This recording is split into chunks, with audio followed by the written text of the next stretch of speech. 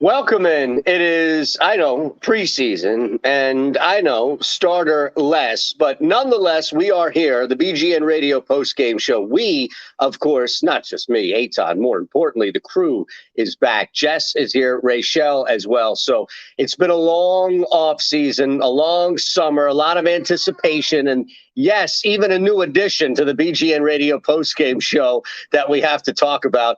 And a game, but maybe more importantly, our first opportunity to all collectively, including you out there, so hit the thumbs up button, subscribe, you know the drill, to talk about the season and all the high and positive expectations that we have. So a lot, I think, has gone down, has happened, Jess, since the last time you and I have talked, not only professionally in the world of the Philadelphia Eagles, but a congratulations to you as well. Thank you. Thank you. Thank you. Yeah, the last time I was doing a show for BGN, I was about 30, 32 weeks pregnant during the draft, and now we have a 10-week-old baby. So yeah, I'm sure she'll be, her voice will be in the background of some of these shows at one point or another here throughout the season. Absolutely. And I'm sure people can hear, if not, that they will, Teddy here. So I'm a little ahead of you, right? So he's 14 months in August. So okay. I've got a little, but here's the thing. I'm still going to turn back and ask you for advice, because anything that I went through in 14 months hasn't stuck with me. So I'll still need all the help and advice I can get. Don't expect much in back from me is all I'm saying. Okay. I won't run to you with my parenting questions. I'll call someone else. Good. I just wanted to get it out there. Disclaimer, by all means. No, congrats. I mean, it's amazing how much everything just, you're told how much things will change, and then you're never prepared for the things that physically actually change right away. And it's awesome, isn't it? Yeah, it's the best. It's definitely difficult, but it's the most amazing, fun thing in the world. And when you realize, I made this, that's the coolest thing. This little person who's 50% me and 50% of my best friend in the whole world. And she has this little face, and she's finally starting to she sees us now and recognizes us and smiling and making noises. It's the best. How old again is she? She's 2.5 months. Okay. Yeah. So I'm just trying to think back. There was that moment for me where Teddy was just able to put together okay, this person is going to be here routinely, and started to react, and that first smile that you get. And I mean, that's 3 months, right? So think about all the other milestones that are, we talk about season milestones with the Philadelphia Eagles, right? You're get 3 wins, win the division, things like that. Right. We're just on these small little ones here. So that it's amazing. It really is. I can't wait to see pictures of Eagles jerseys, and I'm already getting them for him too. So. Oh yeah. She's got her headphones. Awesome. She's ready. She's ready to show up to the link in October. Yes. She'll be there. Yes. She'll be ready to go. I love it. I love it. Well, congrats again for sure. And I know the two of them are going to be constantly referenced in some sense of conversation, or just some sort of example that will play off with the field, especially as far as any type of parenting analogy. So I am curious though, what from you, we all kind of got the feel, especially because Cleveland set the tone earlier. The weather was a concern. We kind of got the feel that we weren't going to see anybody really that was going to make an impact. So this is kind of an individual, specific game, Jess, but it's also kind of how you may look at the preseason as a whole, because even if we saw these guys, I don't know how much they'd be out there. Yes, it was a win. Yes, they pull it out, and all the other specifics that maybe you want to harp on in a minute. But what was your first initial reaction when you kind of knew, all right, we're not going to see the people that really matter? I think that the Eagles as a whole, right? We're always dealing with some sort of injury, and especially some of these kind of crucial positions where depth is so important, right? When you're looking at the backup quarterbacks and things like that, that's not really the concern at the moment, right? Who the guy there is going to be for you. But, here and there, we're always going to see some sort of offensive or defensive line sort of shuffle. If there's a tweak here or there, or something happens, randomly for one game, or whether it be, God forbid, a long-term kind of situation.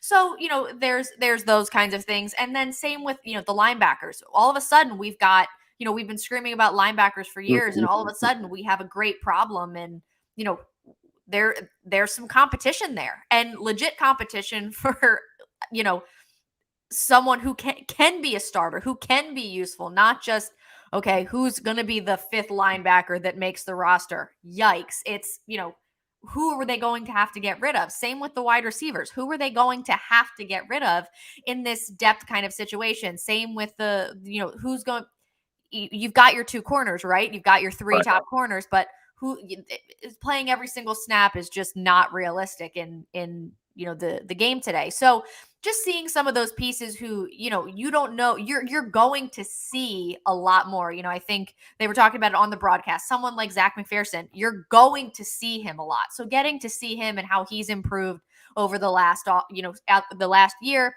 the offseason, things like that. So looking to some of those little nuances. And again, if you're not really worried about that kind of thing, if you're not worried about what the depth chart is going to look like and you're just excited for a game, today really wasn't the game for you. But for, people like you and I who are looking at the 53 forwards and backwards and who's going to make it there, it's an important game for those kinds of things. It's not the sexy kind of game, but it's, it's the nitty gritty kind of important stuff. I like it because you're making the most out of not the bad or worse situation, just a situation, right? Yeah. Because that's exactly what it is on the surface.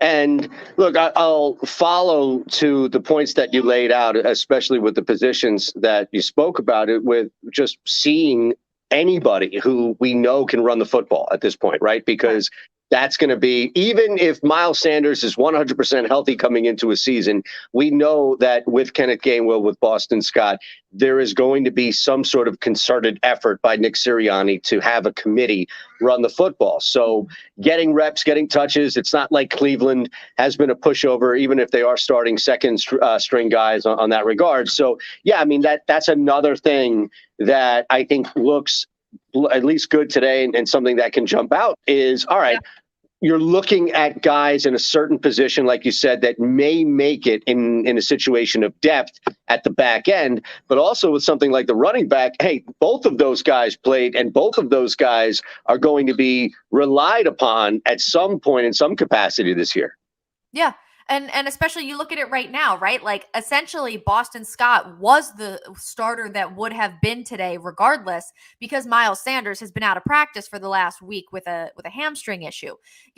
We all really like Miles Sanders. We want him to succeed, but unfortunately he has had some injury concerns over the last couple of years, and that's been the biggest knock on him by far in his couple years here. So you by the end of the season every year, we're always relying on a Boston Scott and that committee especially to get us through the back end of the season. So getting those guys in there, seeing what they're able to do again, with some backup linemen as well, is really more helpful for the coaches than for me. But it's you're seeing some of the things that you might have to see down the line. So, right. You're exactly right. It's a situation. It is what it is. None of the starters are playing. It's not, a very thrilling ordeal, but you saw some good things here and there. You saw a couple flashy plays here and there from both the offense and the defense, and guys that you're going to end up seeing and hearing about come the back end of the season when the Eagles usually have gotten pretty lucky over the last couple years with where their bye week was, either in the middle of the season or more sort of towards the end, to help them really get healthy towards the back end. This year, I think it's a week or two earlier. I think it might be the 15th or something is around when their bye week is. So in the front half of the season as opposed to the back half. So definitely by the end with the extra game, you're probably going to see more than one of these guys jump into the fold a little bit. So you're starting to see a little bit more of what the depth is going to give you. And I think the biggest question mark going into the season is what Jalen Hurts has improved, sure, and if he's going to be the guy. And but everything else, you're seeing some good things from all the other positions, so you have to be excited about what could come this way.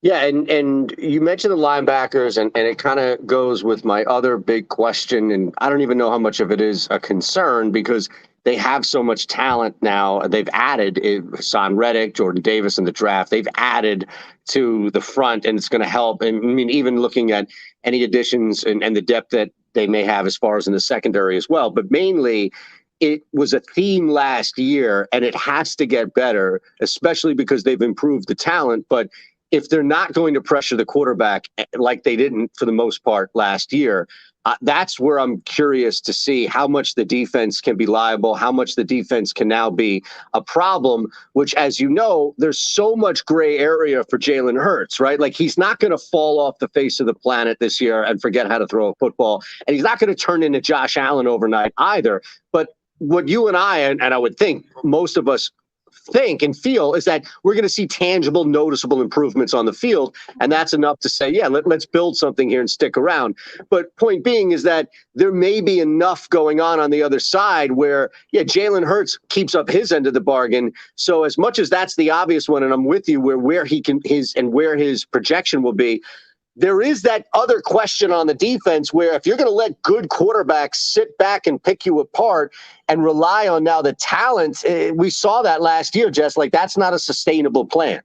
Yeah, I think it's a valid argument that, you know, the two groups, however you want to put it, in the hottest seat right now are Jalen Hurts and Jonathan Gannon. Those are the two biggest X factors going into the season, and one can't succeed and the other not succeed, or, you know, and you know, success, I think, is a moving target with how you want to define it in this. But, you know, you're right. These guys aren't going to fall off the face of the earth. Jalen Hurts he's not going to be worse, right? He's not going to all of a sudden forget how to be himself, if not an improvement on himself. Same with some of these defensive guys. At the end of the day, you know, they're not going to forget how to tackle, forget how to play defense, but there are things that needed to get better and need to get significantly better. And you're not going to have the luxury of, you know, 6 weeks of a grace period or 6-7 weeks where people are going to say, okay, it's a new coaching staff. Okay. It's a quarterback who could be considered a rookie. Okay. You're not going to have that anymore. Week 3 and things aren't going in an upward trending direction. You're going to have some fires to put out. So you're absolutely correct. I think, you know, Jalen Hurts is a big X factor, but the defense, Jonathan Gannon, and what he does with the talent that he has been given, for once, how he has upheld his end of the bargain. You know, if you have to be able to have some sort of success with the people you have on that side of the football. You have to. I love the element, though, of and it's natural progression because of what they did last year to where they are now. But it's a point that you made that's worth reinforcing. I think through the first couple of weeks of the season, they're going to beat Detroit. It's probably going to be closer than a lot of people want it to be. First week of the season on the road, etc. But week 2 is just a great opportunity to smash the team over the head, especially Kirk Cousins, right, in prime time. So now you're starting to look at the first couple of weeks, and who knows as far as what happens there, but there is really nothing in the background. Sorry for what's happening in the background, but there's nothing at all that in the background that they can fall back and hide behind now and say as far as even Jalen Hurts is concerned. So I think as much as that's looming over them, to be fair to at least the offense, I think, more so than maybe the defense, and I don't know if that's fair either, but to be fair to Jalen Hurts and Nick Sirianni, I think that motivates them, and I think that doesn't make them tight. I think that prevents them from overlooking a team like Detroit, who maybe if this were the first year and it's the same scenario and they're on the road against the Lions, maybe they lose that game because it's still like, all right, you know, you're trying to figure out who you are and whatnot. But they've recognized it. They've called it out. Sirianni said it as well, where Jason Kelsey is here reminding everybody on this team, like, as soon as you think you've got these people out here, fans, media alike, you don't. So maybe that is an added bonus to this year that has so much pressure on it. Yeah, I think you're absolutely correct. And I think the schedule it's a good one. It's a fun one. It should, you know, and you're completely correct. That Monday night home opener You know, it just, you're right. Just beating Kirk Cousins over the head. That's just, it's just set up for it, isn't it? it's so perfect right there with those stupid Minnesota Vikings coming back to Philadelphia. It should be poetic, but it also, right, like that's the Eagles' MO. It's so set up for them to be perfect that it just crumbles. And I don't want it. Okay, what do you think would be, and this is just completely unnecessary, but I'm just curious because the door has been kind of wedged, but what do you think would be worse? Losing to Detroit than beating Minnesota, beating Detroit than losing to Minnesota? What would be worse? Yeah, like as far as, okay, that's it. You know, cut Jalen, trade Hurts, even though that would be tough, right? Like fire everybody. What would elicit that over the top, ridiculous, chaotic reaction of being worse, I guess, overall? I think I don't know what would be worse, because while the Lions are a horrific football team, like they are a respectable kind of competition. Does that make sense? Yeah. The way that they're coached and the way that they play, they are a respectable opponent, right?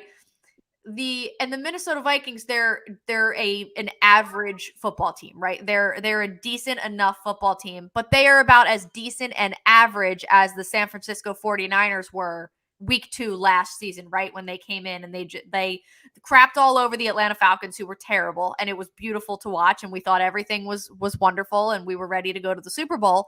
And then the next week they came and undid every single facet of their game that they did the week prior. So I think it would be worse to, I don't know, because I think you're onto something. It sounded like you're leaning Detroit lose, Minnesota win.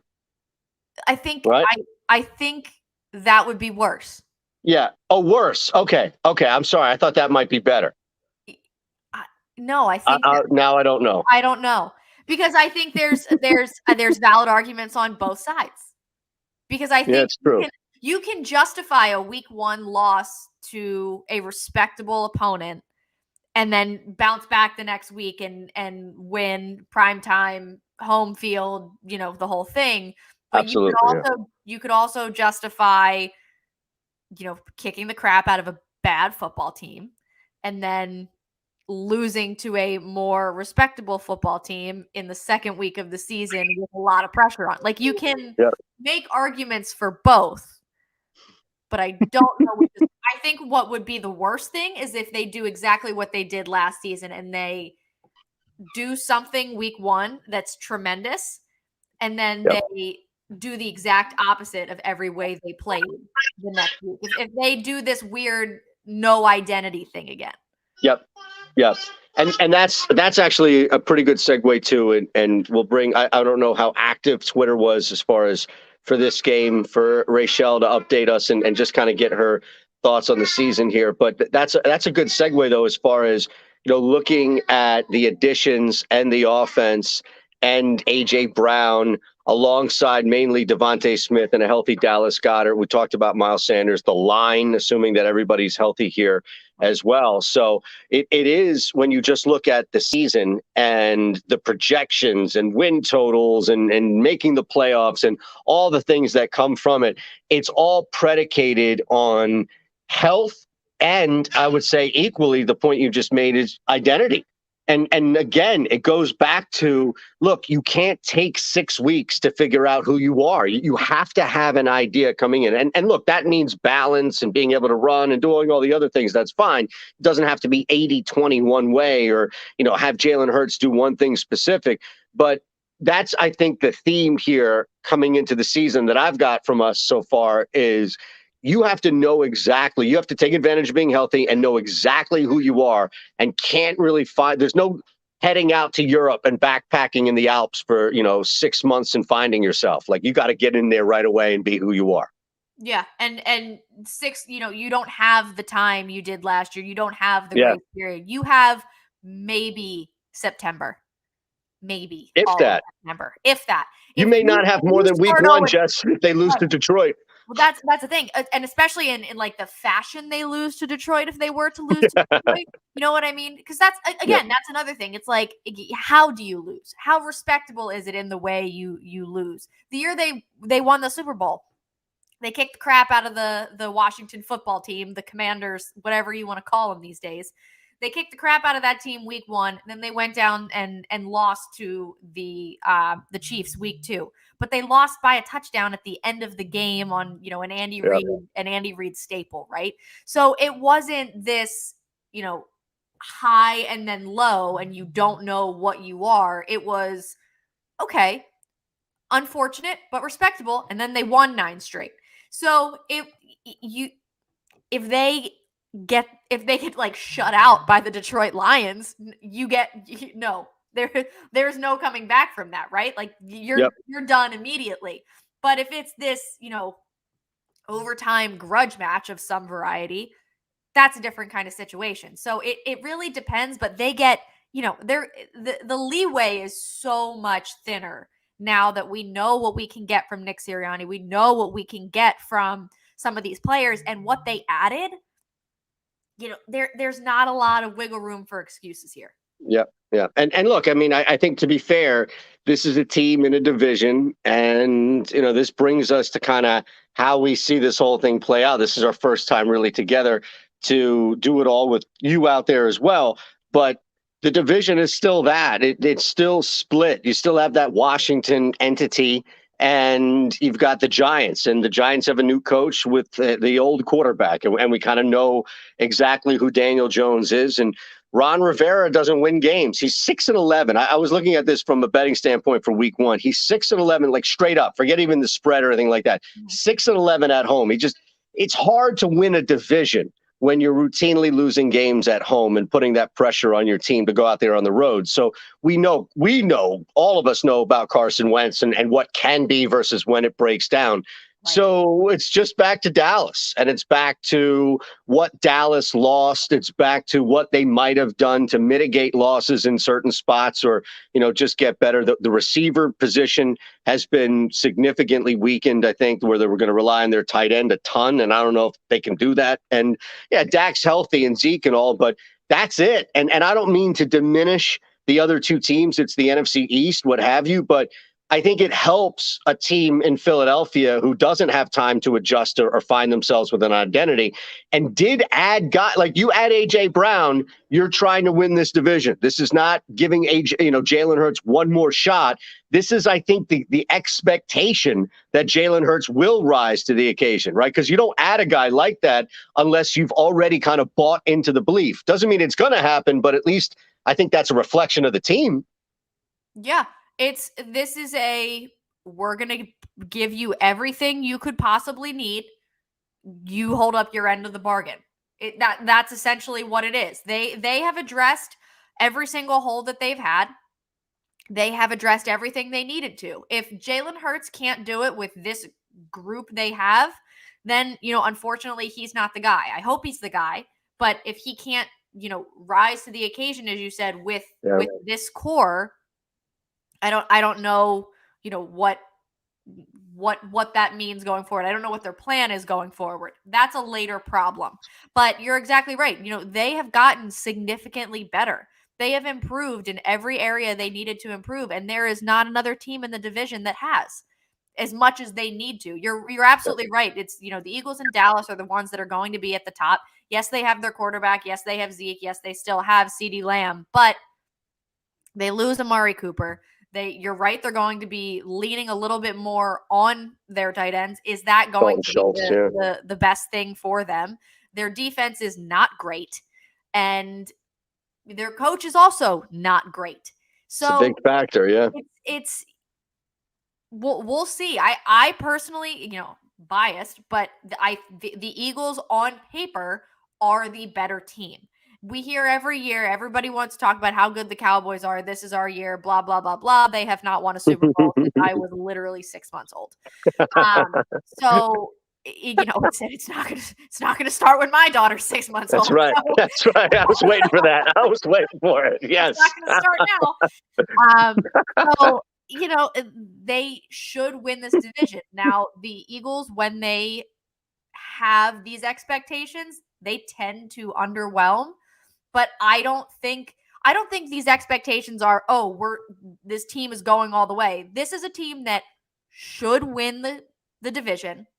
And there are a lot of other good teams in the NFL. So we'll see from there. But anything, just squeaking in the extra wild card isn't going to be, unless, Dallas is 14-3, which I do not foresee happening. No. And they have to get in by squeaking into that wild card because the division is so far away that even, a 10-7 record doesn't get you in. Then that's different, but anything less than really an NFC East championship is a little bit disappointing, I think, for this season. Yeah, and look, I don't want to get everything full on as far as the season previews, because we'll have more time, especially after games in which we may or may not even see the starters. But I guess the last thing that I would throw out would be just kind of banking on this, where we're both, and I think all of us to an extent, are expecting some sort of level, tangible improvement from Hurts. But that's what I love about this year, which is the training wheels are off, the big boy pants are on, all the cliches from Kobe to everybody else that we've heard, throw out all that. Like, that's all applied here, but it's not typical over the top from us. And not you and I'm just saying the collective, which is we don't know any better, right? It's either, shit, this season is a wash. Like, who cares? We're just going to have fun, or we're just going to be miserable, versus like, oh, wait a second, there's some expectations here. Yeah, they don't make it to the conference. But I think from as far as the theme, and I think we had this last year as well, we had a couple of themes at the start of the year. That's a great way, and I'm going to attribute it to you because you made the point. I think that's a great theme here for the season, which is, look, we're not talking about reasonable leveled growth. We got that last year. We're talking about now, you win the division, you simply make the playoffs. But we're not putting anything more on that. We're not saying that, Jalen Hurts can't come back if they don't make it out of the first round. I think the ceiling, which moves week to week, and expectations and feel all that. But just coming into the season, that's probably the best way to encapsulate realistic expectations for Hurts and other people on this team, as well as combined with just the fact that nobody's really going over the top. Like, oh, wait. Hurts is going to be good? Okay, they better go to the Super Bowl. Right. Yeah, I think a realistic expectation without overdoing it is win the division. Let's start there. And you're right. If they're on this tear and they're all on, all these players are on fire and Jalen Hurts is playing out of his mind, the ceiling can grow. Absolutely. There's room for growth there. Absolutely. Yes. But, we need some clarity. They should win the division regardless, but we need some clarity, especially on if he's the guy long-term or not. Yeah. Then depending on how it goes, in the playoffs, then, we tailor our expectations for next season and talk about it then. But, I think anything less, as I said, is then winning the division is going to be a disappointment.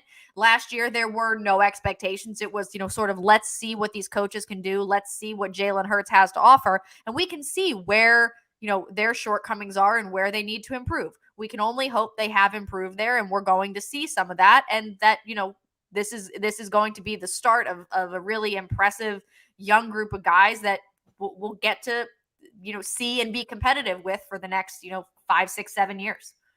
Well said.